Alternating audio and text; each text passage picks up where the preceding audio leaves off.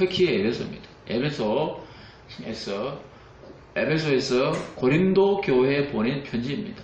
고린도 전후서는 사도 바울 선생님이 3차 전도 여행이 끝날 무렵에 에베소에 있는 교육, 정치, 경제, 문화의 중심지인 에베소에 있는 고린도 교회는 편지입니다.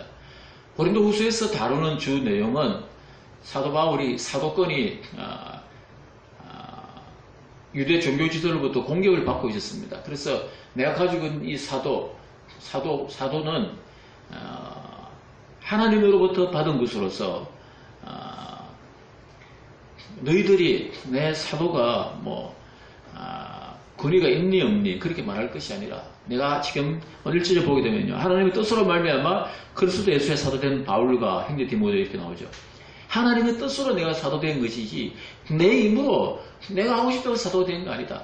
하나님께서 나에게 권위를 주셨기 때문에 내가 이방나라에 예수 그리스도가 복음이라는 것을 증거하게 되었다는 것을 이야기하고 있는 것이 고린도후서의 내용입니다. 그래서 사도권을 변호하고 유대 종교 지도자로부터 방어하는 것이 고린도후서의 핵심 키워드입니다. 오늘 읽은 본문에서 이로라는 단어가 10번 나옵니다. 10번. 그러니까 에베소 교회에 있는 고린도 전서에 보게 되면요, 고린도라는 것은 그리스 수도가 아테네죠. 아테네가 제일 1도시라 그러면은 우리나라로 따지자면은 부산에 해당되는 것이 이 고린도입니다. 고린도. 제2도시. 그리스의 제2도시가 이 고린도입니다. 이 고린도. 지금 편지 쓰는 것은 에베소입니다. 에베소. 특히 에베소인데 편지를 받는 수신자는 그리스, 헬라, 아가야라는 그리스, 헬라, 아가야 다 똑같은 말이죠. 헬라에 있는 고린도 교회에 편지를 보내는 것입니다. 고린도 전서에는 고린도 교회가 이단으로 가만히 들어온 이단이라든지 신학적으로 분쟁이라든지 성도들 간에 서로 지체 간에 아볼로파니, 게바파니 서로 이렇게 파당이 일어난 그 고린도 교회 성도들에게 말씀으로 그들을 양육하고 교육하기 위해서 편지를 보냈다면은 고린도후서는 사도 바울의 사도권을 변호하기 위해서 고린도 교회에 보낸 편지가 그 내용이 됩니다. 그래서 내가 이 복음을 증거하다가 많은 어려움을 받고 상처를 당하고 죽을 고비를 여러 번 넘겼는데 그 때마다 하나님께서 내가 살 소망까지 8절에 보게 되면요, 한번 형제들아 우리가 아시아에서 당한 환난을 너희가 모르기를 원하지 아니하노니 힘에 겹도록 심한 고난을 당하여 살 소망까지 끊어지고 살 소망까지 끊어졌다고 했습니다. 얼마나 고난과 고통을 많이 당했는지 살 소망까지 끊어질 정도로 그 밑에 보게 되면요, 우리는 우리 자신이 사형 선고를 받은 줄 알으시니 이는 우리로 자기를 의지하지 말고 오직 죽은 자를 다시 살리신 하나님만 이야기하십니다. 그러니까 이 복음을 증거하려고 하다가 죽을 고비를 굉장히 많이 넘겼죠. 바다를 넘고 강을 건너고 이방 나라에 이렇게 복음을 증거하러 가다가 전도 여행을 가다가 얼마나 많은 어려움을 당한지 모릅니다. 산을 넘어가다가 야수, 짐승들을 만나기도 하고 또 이렇게 또 유대 종교지들한테 붙들려가지고 이 사람들로부터 많은 억압과 살 소망까지 끊어지는 그런 어려움, 고난과 고통을 당하고 있는 그런 이야기입니다. 환난과 고초가 얼마나 심했던지 살 소망까지 끊어졌다는 이 단어에서 압축 요약되어 있는 것을 볼 수가 있습니다. 우리가 세상을 살아갈 수 있는 힘은 희망과 꿈이 있기 때문에 지금 내가 아무리 어려움을 당한다 하더라도 지금 내가 처해 있는 상황들이 어렵고 또 앞이 안 보이고 그렇다 하더라도 내가 참고 인내하며 버티고 나갈 수 있는 것은 뭐냐면은 내가 세상을 살아갈 수 있는 희망이 있기 때문에, 희망이, 소망이, 비전이 있기 때문에 내가 지금 당하고 있는 여러 가지 힘들고 어려운 고통이나 역경이나 시련이 찾아온다 하더라도 그것을 내가 소망을 가지고 있으면은 이거 나갈 수가 있습니다. 그러나 살 소망이 내가 없으면은 내가 살아가야 되겠다는 이 모티베이션, 동기 부여, 내가 왜 사는지 삶에 대한 의지가 없으면은 숟가락을 놔버립니다. 숟가락을 놔버립니다. 살 소망이 중요합니다. 살아나가겠다는 소망이. 내가 정말로 힘들 때, 제가 힘들 때는 2015년도 힘들 때, 예은이가 고2 때지. 힘들 때 내가 예은이를 생각하면서 내가 힘을 내야 되겠다. 예은이를 내가 바로 교육을 시켜가지고 좀 하나님이 살아있다는 것을 내가 보여줘야겠다. 이런 생각을 많이 가지고 있었어. 그래가지고 힘들지만은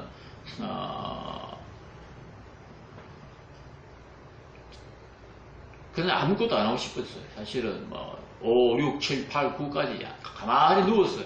아무것도 그러니까 살 소망이 끊어진 거거든.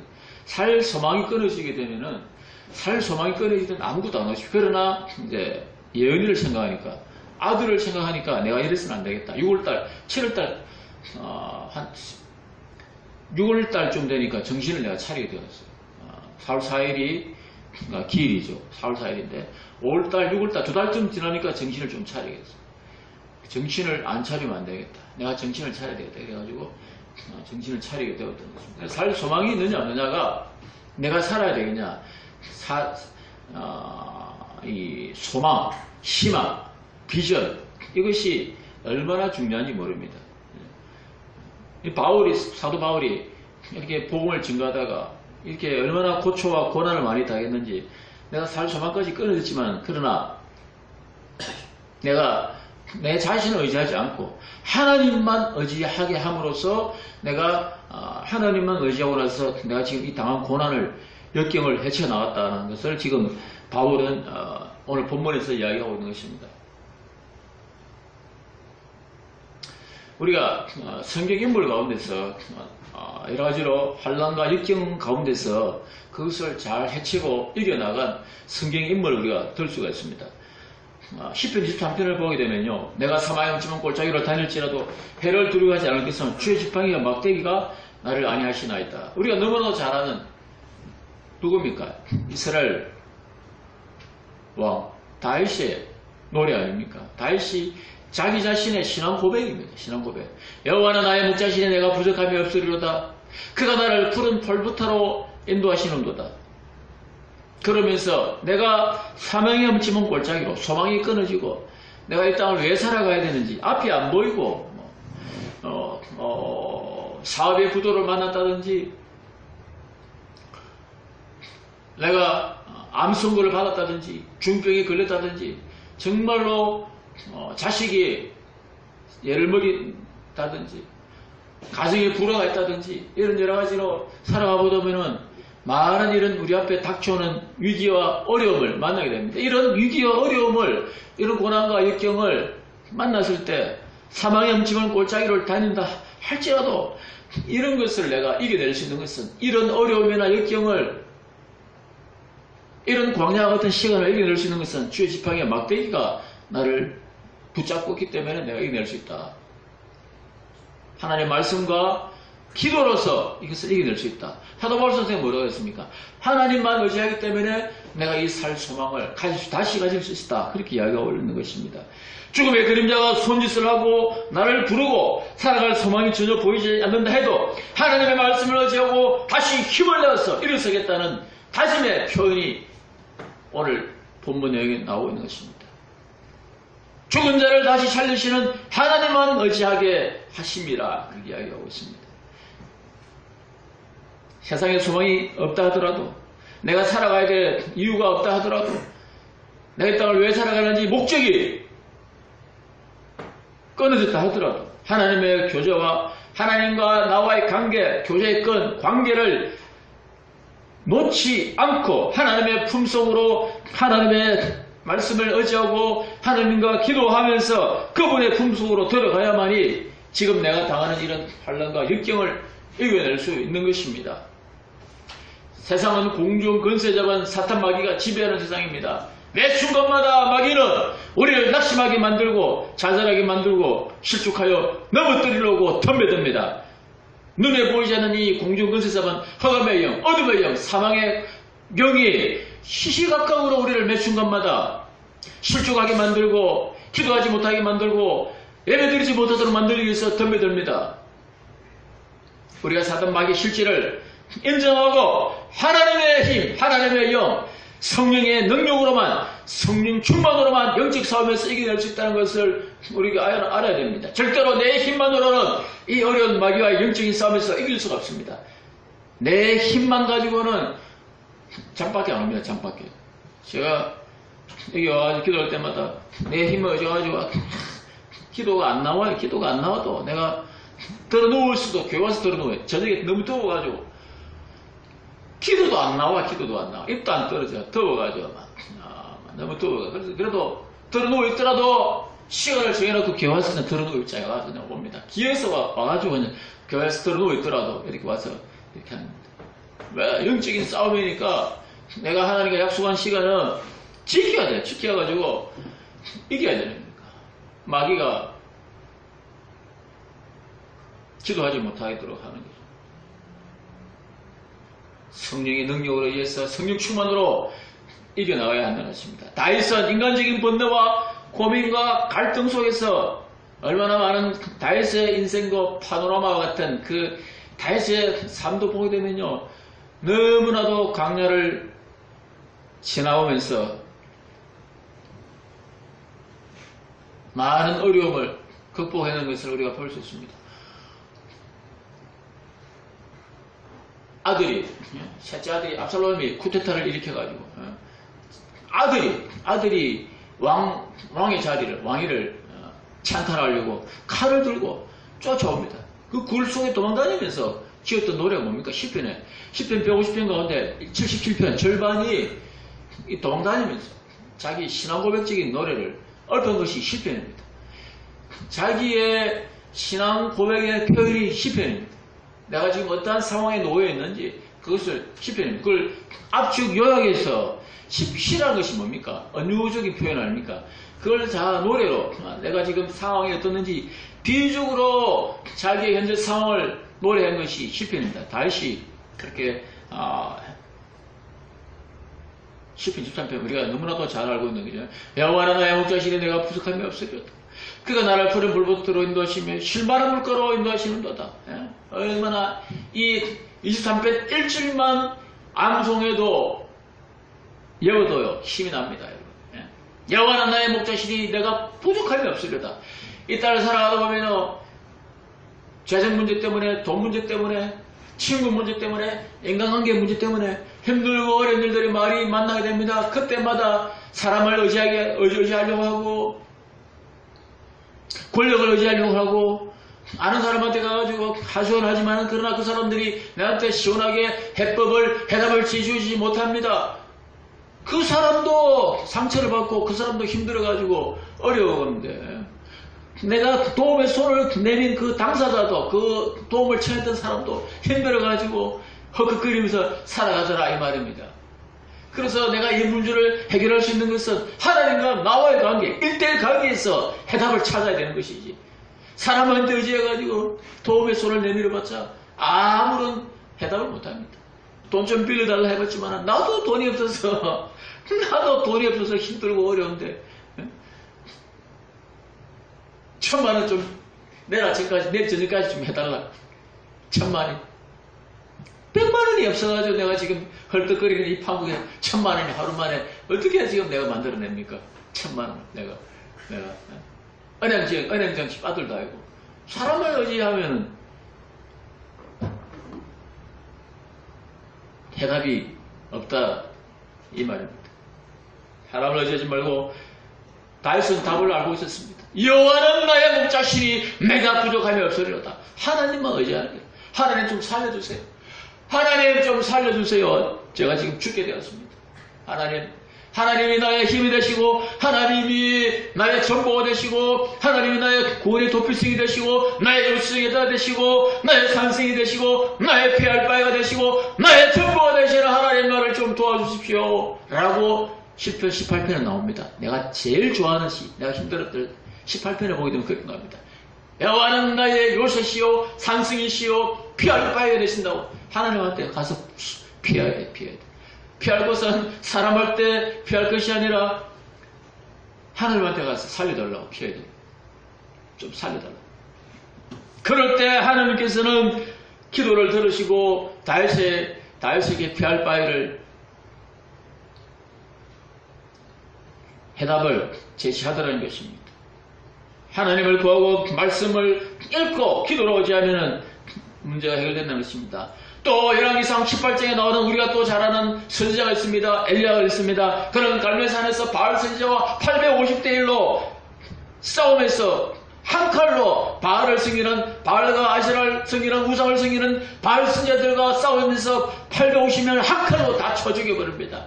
하나님이 참신이고 여호와 하나님만이 유일신이심을 보기싫어할 선지자들, 이 우상 섬기는 이 선지자를 향해서 선포하면서 다 죽여버립니다. 그러나 보기싫어할 아방의 이시벨이 내가 내 이맘때 반드시 내 생명을 저 사람들 중 한 사람의 생명과 같게 하리라, 이 말 한마디, 일기에 여자의 한마디 말만 듣고 연약하고 실족한 모습을 보여줍니다. 오뎅나무 아래에 가가지고 죽기로 구합니다. 하나님 이제 되었습니다. 나는만 죽어야 되겠습니다. 죽기로 구합니다. 여기서 엘리야의 지극히 인간적인 모습을 보게 됩니다. 엘리야도 우리와 같은, 야고보서 5장에 보게 되면요, 야고보서에 보게 되면은 엘리야도 우리와 같은 성정이라. 이 말은 뭡니까?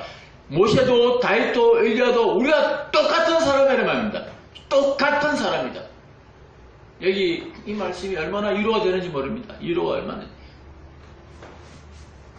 엘리야도 사람이다. 이 말은 사람. 우리와 똑같은 성정을 가진 사람이다. 그도 시험에 빠져가지고 지금 어대나무 밑에 가가지고 죽기를 구합니다. 육신이 피곤하고 우상들과의 싸움에서 바알 선지자의 싸움에서 이겨냈지만은 영육이 피곤하고 연약해졌으니까 사탄이 어지없이 들어와서 엘리야를 흔들어 놓는 것입니다. 낙심의 마음이 또 낙심이 들어와가지고 자빠지가 로덴나무 아래에서 죽기를 구합니다. 그러자 하나님은 천사를 보냅니다. 그것도 2번씩 보내가지고 엘리야를 위로하고 격려하고 먹을 것도 챙겨주고 쓰다듬고 어루만져주고 천사가 일어나라, 내가 해야 될 일이 있다, 일어나라, 먹을 것을 2번이나 왔어. 그래서 엘리야가 못 이기는 척하고 뭐 또 이런 걸 주십니까? 안 먹는 척하면서 다 받아 먹어가지고 힘을 내고 기운을 차려가지고 2번씩 먹고 힘을 내가지고 40일 낮과 밤을 간다는 것입니다. 그렇게 해가지고 맡겨주신 또 사명을 또 감당하는 것입니다. 여러분, 위로는 오늘 본문에 위로란 단어가 10번이 나오는데 공감해서 나오는 것입니다. 상대방의 감정과 느낌을 잘 알고 상대방 입장에 서서 배려하고 그 사람을 위해서 행동하는 것이 공감입니다. 위로는 공감과 행동이라는 두 단어가 같이 올 때, 동반될 때 진정한 위로가 되는 것입니다. 천사를 보내가지고 하나님이 엘리야를 위로하기 위해서 천사를 보내가지고 2번씩이나 와가지고 그냥 일어나라 말하지 않고 실제로 뭐가 필요한지 먹을 것과 묵을, 열왕기상 18장에 보게 되면 나옵니다. 먹을 떡과 잘 구운 떡과 물을 줬다 이렇게 나옵니다. 그것을 먹고 힘내라 그러면서 천사를 보내가 어루만져주고 힘내라 엘리야야, 힘내라, 내가 네 마음을 너무나 잘 안다, 힘내라, 일어나라. 그래서 말로만 야 일어나라 엘리야, 자빠지 잠만 잡기가 안 일어났기가 이렇게 경상도 스타일로 무뚝뚝하고 인정 없이 하는 것이 아니라 천사를 하나님께서 보내가지고 엘리야야 쓰다듬었단 말이 나와요. 18장 집어서 읽어보세요. 천사가 쓰다듬으면서 엘리야야, 이 말은 정감의 표현이거든요. 쓰다듬었단 말은 다정하게 했다는 말이잖아. 다정하게, 아주 다정하게 엘리야야 일어나라, 내가 쓰러지면 안 된다. 그렇게 위로하고 일어나게 만들어가지고 다시 사명을 맡긴다는 것입니다. 연약한 육신이 다시 기운을 차려가지고 다시 일어나서 나갔다는 것입니다. 세상을 살아가다 보면 험산 줄령을 만나고 강과 바다를 만나고 광야를 만나고 높은 파도를 만나 도저히 내 힘으로는 갈 수 없을 것 같다는 상황을 맞이합니다. 다윗의 고백처럼 내가 사망에 넘치면 꼴짜기를 만나게 됩니다. 광야를 만나게 됩니다. 유종한 변력 병에 걸려서 오랜 시간 투병을 하게 됩니다.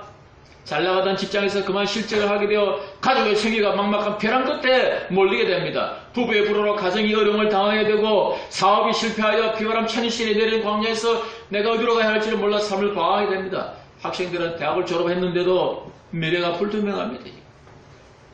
우리나라 국내 정세는 지금 전쟁 위기실이 감돌아서 국민들은 경제적인 위기와 더불어서 전쟁 위기까지 이중삼중으로 지금 어려운 시기를 보내고 있는 것입니다. 어려운 일들, 어려운 상황을 만나면은 여러분들은 어디로 피해야 되겠습니까? 나의 진정한 보혜사가 되시는 하나님께로 피해서 위로와 안식과 힘을 누릴 수 있기를 바랍니다. 결론을 맺겠습니다. 이 땅에서 우리가 사람으로 살아간다는 것은 상처를 주고 상처를 입는다는 의미입니다. 상처를 치유한다는 것은 나 혼자만의 힘으로 되지 않고 사랑하는 사람들이나 하나님께서 천사를 보내주시거나 음식을 공급받고 따뜻한 말을 듣고 이렇게 해줄 때 치유가 일어나는 겁니다. 보혜사 성령 하나님이 위로자와 치료자가 되어주셔서 치료의 영이 위로의 영이 나를 만져주시고 지팡이와 막대기가 되어주셔서 일으켜 주십니다. 지금 내가 넘어져 있습니까? 지금 내가 앞이 안 보입니까? 어디로 가야 될지 막막합니까? 위로의 하나님을 만날 수 있기를 바랍니다. 그 하나님께서 내가 가야 할 길을 반드시 분명히 보여주실 것입니다. 나와 같이 상처를 받고 내가 지금 힘든 가운데 있으면 왜 이런 어려움을 나한테 주십니까? 이 어려움과 시련에 빠진 사람들을 내가 이것을 극복하고 나서 또 다른 사람들에게 그 어려움을 헤쳐나갈 수 있는 방법을, 헤쳐나갈 수 있는 길을 제시해 주라고 나에게 어려움을 주는 것입니다. 그래서 이것을 어려움을 잘 극복하고 이겨낼 수 있는 그런 하나님의 말씀 붙들고 하나님 지팡이 막대기를 붙들고 이겨내서 다른 사람들한테 갈 길을 제시해 줄 수 있는 그런 위기가 기회가 될 수 있는 그런 시간이라는 것을 알기를 바랍니다. 상처가 있었기 때문에 고통이 있었기 때문에 다른 사람을 볼 수 있는 예력과 눈이 열리고 세상을 볼 줄 아는 안목이 열리는 것입니다. 더 성장한 영적으로 신앙적으로 성장한 발전한 내가 되는 것입니다. 내가 지금 여기까지 올 수 있었던 것은요 부끄럽지만은요 어려움이 당했기 때문에 세상을 보는 눈이 내가 달라진 겁니다. 세상에 보는 눈이 지금 달라졌어요. 많이 달라졌어요. 엄지에 있는 사람들, 약자 있는 사람들, 그 사람들을 지금은 내가 여유가 없고 형편이 안 되지만 그 사람들 위해서 내가 무엇을 해야 될지, 내가 어떻게 목회를 해야 될지, 내가 앞으로 어떻게 살아야 될지, 그 사람들의 상처를 내가 어떻게 보듬어야 될지 하나님께서 눈을 뜨게 해주셨다는 것입니다. 오늘 저와 여러분은 상처가 아름다운 훈장임을 알고 상처가 나를 만듭니다. 상처가 나를 만들지만 그러나 이 상처가 몸으로서 안 되고 하나님의 영으로 하나님께서 엘리야를 천사를 보내서 쏟아줌을 주셔서 다시 삶을 막으셔서 다시 재충전해서 나갔던 것처럼 우리들도 하나님으로부터 쓰임을 받고 다시 맡겨주신 사명을 잘 감당할 수 있는 저와 여러분 될 수 있기를 진심으로 축원합니다. 기도하겠습니다. 오늘 이 시간 기도할 때 합심해서 기도하겠는데 특히 에베소입니다. 에베소에서 고린도 교회에 보낸 편지입니다. 고린도 전후서는 사도 바울 선생님이 3차 전도여행이 끝날 무렵에 에베소에 있는